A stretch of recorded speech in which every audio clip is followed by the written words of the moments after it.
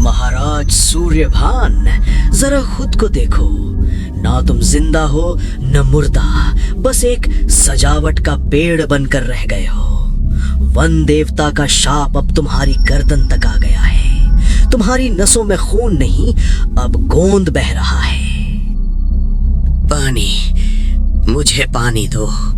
मेरा गला सूख रहा है, मेरी नसें टहनियां बन रही हैं। पानी? महाराज को पानी नहीं, खाद चाहिए।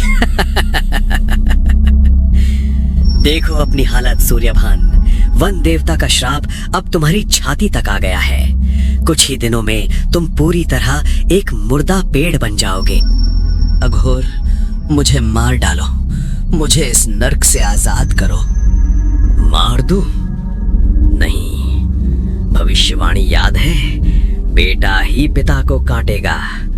मैंने तुम्हारे बेटे को तो 25 साल पहले ही नदी में फेंकवा दिया था। अब न बेटा आएगा न तुम कटोगे, तुम बस यहीं सरोगे और राज मैं करूंगा।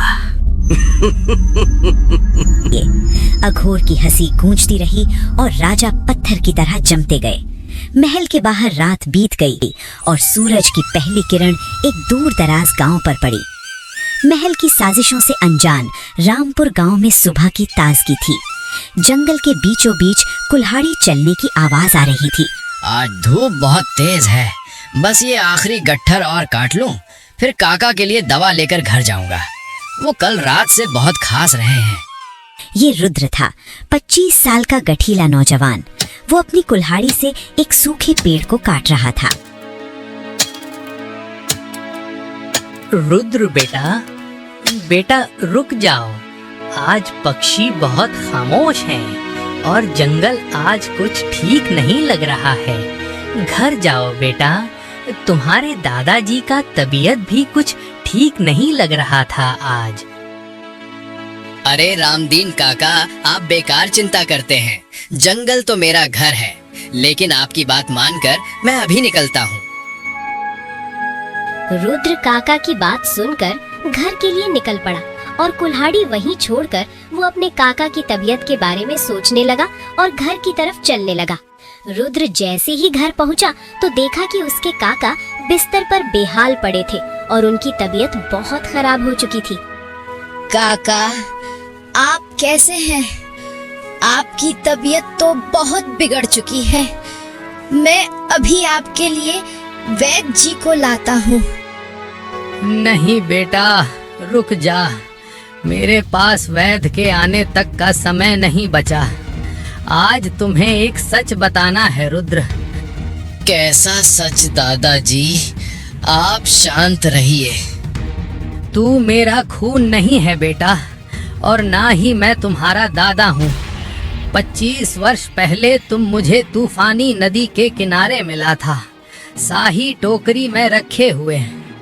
क्या मैं आपका खून नहीं हूँ? तो मेरे माता पिता कौन है? किसने मुझे फेंका था? बेटा, तू उस राजा। दादाजी नहीं, आप मुझे ऐसे अधर में छोड़कर नहीं जा सकते। उठिए, मुझे बताइए कौन हूँ मैं? आधा सच बताकर रुद्र के काका दम तोड़ देते हैं। रुद्र वहीं बैठकर आंसू बहाने लगता है।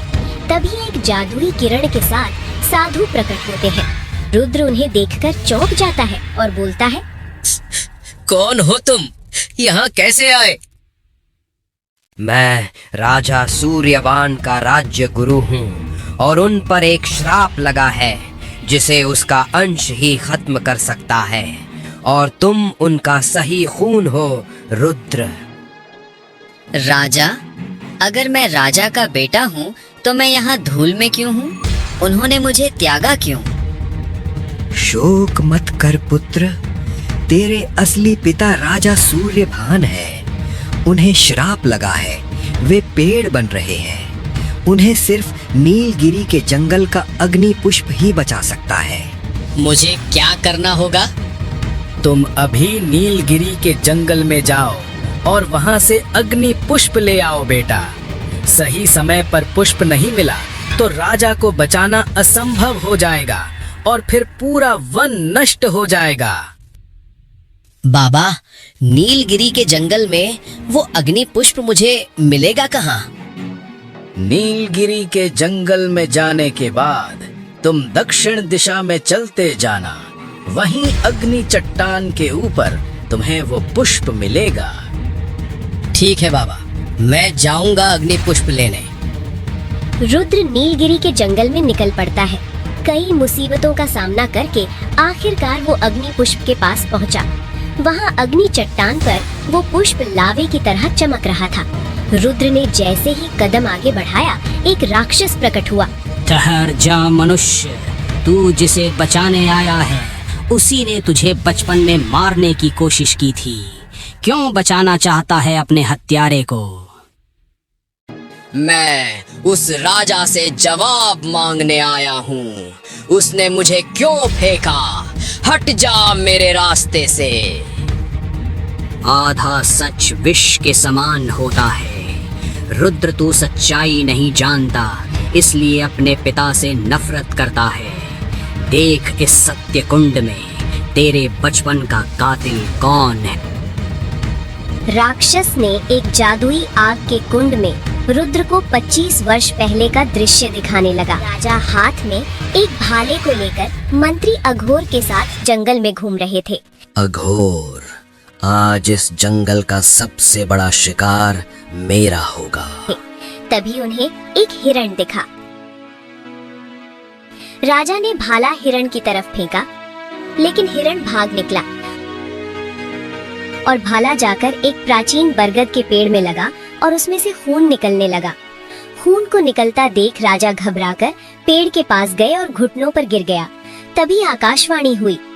मूर्ख सूर्यभान, तूने अपने अहंकार में वन के पवित्र रक्षक को घायल किया है। मेरा श्राप सुन। जिस प्रकृति को तूने घाव दिया है वही प्रकृति तेरा अंत करेगी। तू धीरे धीरे एक बेजान पेड़ बन जाएगा।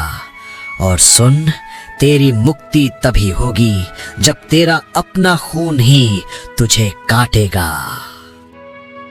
यहीं से मंत्री अघोर ने अपना चाल चलना शुरू कर दिया। वो रात को राजा का कान भरने लगा। महाराज, अनर्थ हो गया। तेरा अपना खून ही तुझे काटेगा। इसका अर्थ स्पष्ट है। आपका नवजात पुत्र वो बड़ा होकर आपकी हत्या करेगा। वो भविष्यवाणी, वो श्राप, सब उस बालक की ओर इशारा कर रहे हैं। नहीं अघोर, वो मेरा बेटा है। मैं उसे कैसे? तो क्या आप राज्य को अनाथ होने देंगे? अगर आप पेड़ बन गए तो वो बालक वैसे भी अनाथ हो जाएगा। उसे दूर कर दीजिए महाराज, इससे पहले कि वो आपके लिए काल बन जाए।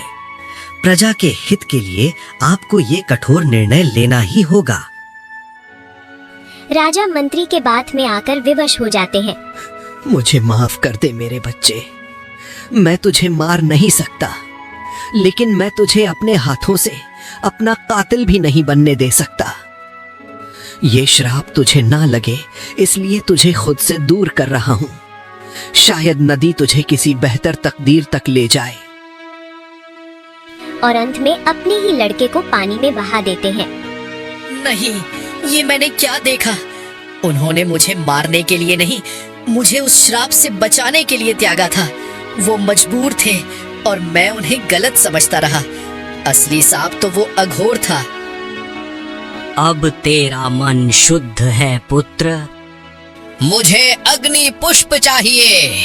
अब मुझे मेरे पिता को बचाना है और उस गद्दार अघोर का हिसाब चुकता करना है।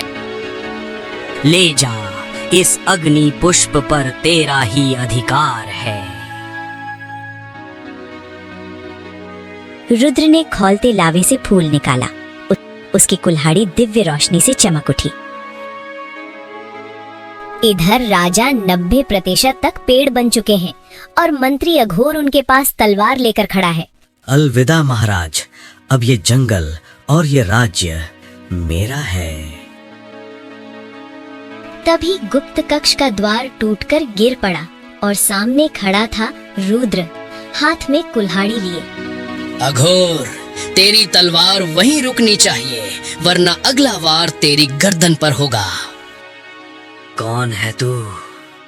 मैं वही हूँ जिसे तूने साजिश करके पानी में फेंकवा दिया था। तू अभी तक जिंदा है? सैनिकों, इसे रोको, इसे अभी मार डालो।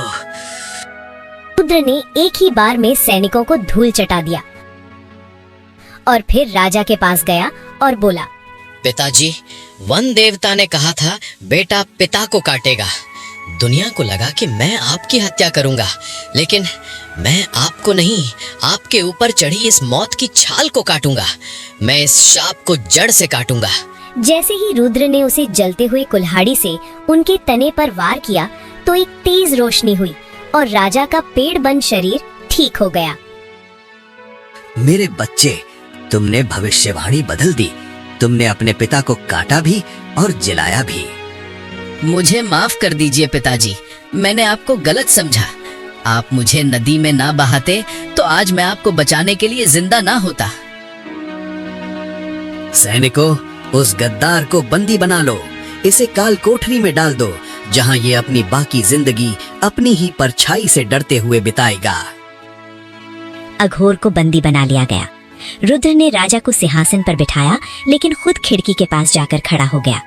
रुद्र ने साबित कर दिया कि रिश्तों की जड़ें खून से नहीं, विश्वास से सींची जाती हैं। उस दिन के बाद प्रतापगढ़ में कभी किसी भविष्यवाणी के डर से किसी बच्चे का बचपन नहीं छीना गया।